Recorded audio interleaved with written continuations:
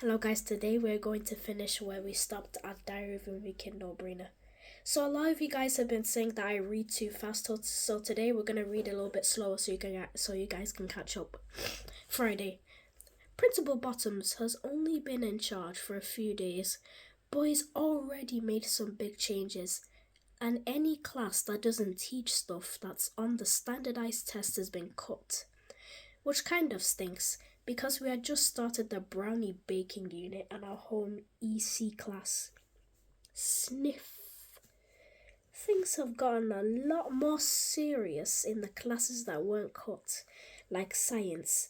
Mr. Rask isn't teaching about body smells and things like that anymore, but that doesn't mean the stuff we're learning isn't gross, because this week he announced that we're starting a dissection unit on tapeworms.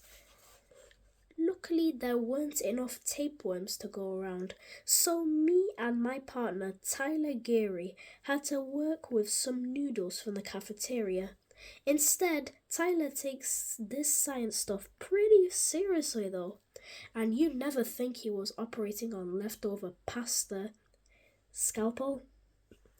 I guess maybe Tyler will grow up to be a surgeon one day. But I hope I don't end up on his operating table, because I'll know exactly where he got his education. Greg? Greg Heffley? Gah! Everybody thinks learning science is great, but they never talk about the flip side of things. I've seen a bunch of movies where a scientist loses their mind and tries to take over the world. But you never see any movies where the villain is mad zookeeper or a mad gardener. So when it comes to science, I think the less you know, the better. Because I don't need to be the guy who messes around and accidentally opens up a portal to the demon realm. Scream! Tyler Geary says that if we ever get to operate on real tapeworms, he's gonna try to bring one back to life by hooking it up to electrodes. And this is exactly what type of thing I'm worried about. If you ask me, you shouldn't go screwing around trying to bring the dead back to life. On top of it just being wrong, it could also be pretty awkward. I feel bad I never sent my great aunt Reba a thank you card for the birthday money she gave me a few years ago. So I don't know what I'd say to her if she was back in the picture all of a sudden. Sorry, I couldn't find stamps. Hiss! When I'm gone, I hope my family doesn't try and bring me back to life. Because if coming back means having to babysit my great grandkids, I'd rather everyone just let me rest in peace. We'll be back after the movie. But I probably shouldn't worry about someone in my class making a big scientific breakthrough, because you need the proper equipment for that sort of thing. And my school can't even afford to give everyone the right kind of protective eyewear, so people have been bringing their own gear from home. The science lab isn't the only place in our school that doesn't have the proper equipment though. Half the laptops in the computer center have missing letters on their keyboards, and last week I got a bad grade on a history paper when I had to use a computer that was missing all the vowels. Gerg, Flea, World History, Ancient Pyramids, does go ancient. This is just nonsense. The area of the school where we're the shortest on materials is the library, because a lot of the shelves are empty, but it wasn't always like that. Back in September, we got a new librarian named Miss Maisie, who created a graphic novel section and filled it with books she paid for her own money. The most popular books were from the series called Commando Crocodile, and no matter how many copies she bought, Miss Maisie wouldn't keep them on the shelves. If you wanted to check out a copy, you had to put your name on a list that was a mile long. Commando Crocodile, Full Swing by Matty Shub. Commando Crocodile, Tunnel Vision by Matty Shub.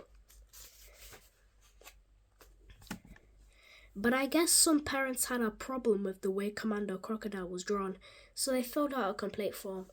Library book challenge form. Name a book: Commando Crocodile, Tunnel Vision. Author: Maddie Shub. Reason for challenge: crocodiles not wearing pants.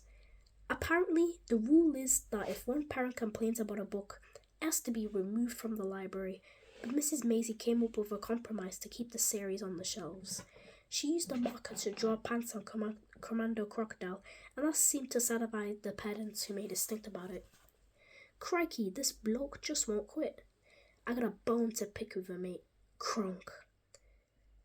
It's getting a little chokers in here.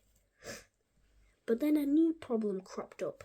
Some kids had their own uncensored copies of Commando Crocodile at home, and when they brought them to school, and when Principal Bottoms found out about it, he confiscated their copies.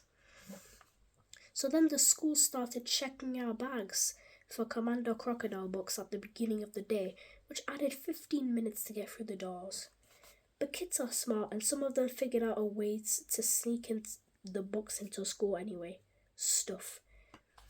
It turns out that complaints are contagious because some parents suddenly noticed that there were a bunch of books in the library that had animals without any clothes on. So then Mrs. Maisie had to spend her time dealing with that issue. Eventually, Mrs. Maisie gave up and put all the books that were challenged in the back room. And if you wanted to read them, you had to get a permission slip from a parent. After a while, there were more books in the band section than the main library, so the school had to write to all the parents and ask them to donate books from home. But that just gave everyone an excuse to unload all the books they didn't want. South Country Phone Book, Teach Your Cat Sign Language, Kulik Refrigerator Model XX9-4 2.3 Operating Manual, and Fabulous Fungi. If you ask me, I think the whole book banning thing backfired. A lot of people donated romance novels, and the stuff in there is a lot more inappropriate than anything in Commando Crocodile. Mom says those types of books aren't real literature, but I figure as long as a person reading, it's a good thing.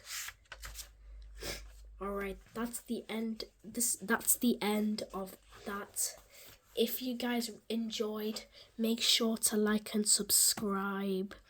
And sorry if I don't sound really good. I'm still a bit sick. Anyways, yeah, that's it. Bye.